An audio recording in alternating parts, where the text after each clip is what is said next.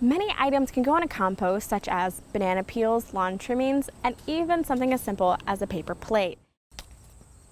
Central New Yorkers are rallying here at the Federal Building to express their concerns of the latest healthcare bill. Who then uses this joystick to move the bucket up and down, and this one to spray. To get out of the kayak, all you do is reach up and pull yourself out. Another task the New York Guard has is removing anything like sticks and rocks from the path to make it safe for veterans. Using apps such as Uber are actually pretty simple. All you do is open the app onto your phone, enter in your destination, and then wait for your driver to come pick you up. With a robotic milker, the cows wait in line for their turn to go, and then they walk up to the machine all on their own. Twin brothers Nate and John Maringer have always loved the outdoors. And we did a lot of rock climbing and exploring in the Southwest. But there was one problem. They weren't able to capture the photos to give the scenic view any justice. And we would often discuss how convenient it would be to have an aerial perspective. So they took action and designed their own drone. Screws. You know? No. Eventually arrived at what we call the Sprite drone. The design is more compact and durable than other drones, making it popular with fellow hikers. There's something about flight, and there's something about having a new perspective and something compelling about aerial footage that I think people are just naturally drawn to. Although the twins are close, they never expected to start a business together. Just coincidences. Especially one formed from what was first just a hobby. And as it became bigger, it became more exciting. The brothers' journey started right here at Syracuse University, and after working in Arizona for 8 years, they're back. This time at the Syracuse Tech Garden, where they're competing for more than $2 million in cash prizes. So we thought it would be a perfect way for us to basically return home. The brothers are competing in the Genius New York competition against 5 other companies, all working in the drone industry. Winners will be announced in March. But win or lose, the twins say they don't have any intention of leaving the area. We intend to make Central New York our home. Sarah Minkewicz, NCC News. And other news, students at Syracuse University are using technology to create worlds of their own. Mornings on the Hill, Sarah Minkewicz is live in the studio to tell us more. Good morning, Brooke and Bridget. Well, students are getting a hands-on approach on creating interactive videos called virtual reality. It's all about bridging the gap between the viewer and the video they are watching. Professors say this technology is paving the way for future storytellers. When Newhouse professor Dan Pacheco first thought of teaching a course on virtual reality, he was unsure if anyone would take it. Because VR was such a new thing that no one had really, heard of. But at SU, that wasn't the case. And it filled very quickly, and it's basically been a really popular class ever since then. Virtual reality is a 3-dimensional image, where by using gloves fitted with sensors and goggles, you get the sense that the scene you're looking at is real. It's such a powerful experience that changes the way you view others. One student says she took the class to learn more about the technology. It's going to be a trend that everyone's going to want to try it out. The class teaches students how to create 360 videos that eventually go on this screen right here for people to interact with. I know a lot of students is considering to attend Syracuse University. They're touring around and they always stop at the big screen. Pacheco says virtual reality is all about bridging the gap between people and putting them in someone else's shoes. 10 minutes with the right type of experience, I can make you feel like you are someone else. Or for this student, something else. I feel the heat, the wind. Jafari took part in a 2-day workshop at Syracuse University that focused on virtual reality storytelling. The event had one exercise that allowed students to experience what it was like to be a tree. Pretty exciting feeling I had. And it's this type of unique experience, Pacheco says, that's paving the way for the future of virtual reality. Giving you a sense that you're closer than you would be when just watching something on a TV, for example, and you're kind of in it. Pacheco also says that this technology is starting to show up more and more because of how compelling it is for viewers. His virtual reality class is offered every semester and open to all majors. Reporting live in the studio, I'm Sarah Minkewicz.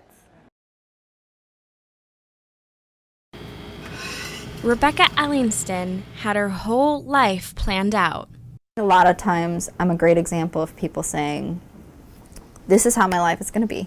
Down to the tiniest detail. I'm gonna get my bachelor's in 4 years. I'm gonna get married in the 2 years after that. I'm gonna have 3 kids and be in a career, and it'll be great. But that all changed. February 7th, 2016 at like 11 p.m. I died. The life she had loved was gone. I got derailed in a way that I hope nobody else ever does. Ellingston has a disease that makes it difficult for her to walk. It also affects her brain, muscles, and nervous system. All of that fun stuff are being degraded and eaten away. Although she's been to more than 40 doctors, none can explain exactly what she has and how to cure it. I don't have cancer. They thought about that for a while, but otherwise we don't really know. It's just kind of taking it day by day. Because of this, she had to make some adjustments in her life and now has to be in a wheelchair 80% of the time. At first, she was reluctant. I was stubborn. I'm still super stubborn, and I did not want to be in a wheelchair. I was like, no, I'm young, I'm not gonna be in a wheelchair, I'll just struggle through this, I got it. Until she had a wake-up call. I was going to school, and I woke up on the side of the road. I don't remember what happened. I was walking, and it wasn't a good day, but I was like, I have to get to school, I'm getting to class, I'm gonna do this. And I woke up on the side of a highway. She soon realized that she would have to accept her new reality. I've got to give in and get the wheelchair and do what's best for me, even though my stubbornness was like, I'm still able-bodied, I can do this, I could walk, I could run, but I'll probably never run again. These is to show. There is more than one way to win a race. She could still exercise her brain. Ellingston is chasing a doctorate's degree in biology. Marcus. And teaching a team of students at Syracuse University. But you gave me a correct answer. She knows that her disease is getting worse, but she is still loving what she does and still encourages us to learn more and try harder. McKinley Vrees and her classmates do not notice anything different. I walk into class, sometimes she'll be standing up with her cane, sometimes she'll be in her chair. Students help the class run smoothly. My chair is always pushed in for her so she can go around us, and if she kind of bumps into us, it's not like, oh my God, I'm sorry. It's just kind of you scooch in and you get over it and she goes past you. This is the building Ellingston works and studies in every day, and as you can see by the hill, getting up to the door can be a challenge. But she says it's obstacles like this that make her stronger mentally and physically. Definitely built some arm muscle since moving to Syracuse. Ellingston says her family and someone very special keep her going. My significant other is really great about it. He quit his full-time job and moved 900 miles to be with her. He said that I was worth it. Even if some disagree. I've been told, oh, you're not gonna walk, you're not gonna do this. No, I can do this. I may not run, but I can walk. And even if I have to walk like an 80-year-old, I can do it. For her students and herself, even though life did not go as she imagined. Sarah Minkewicz, NCC News.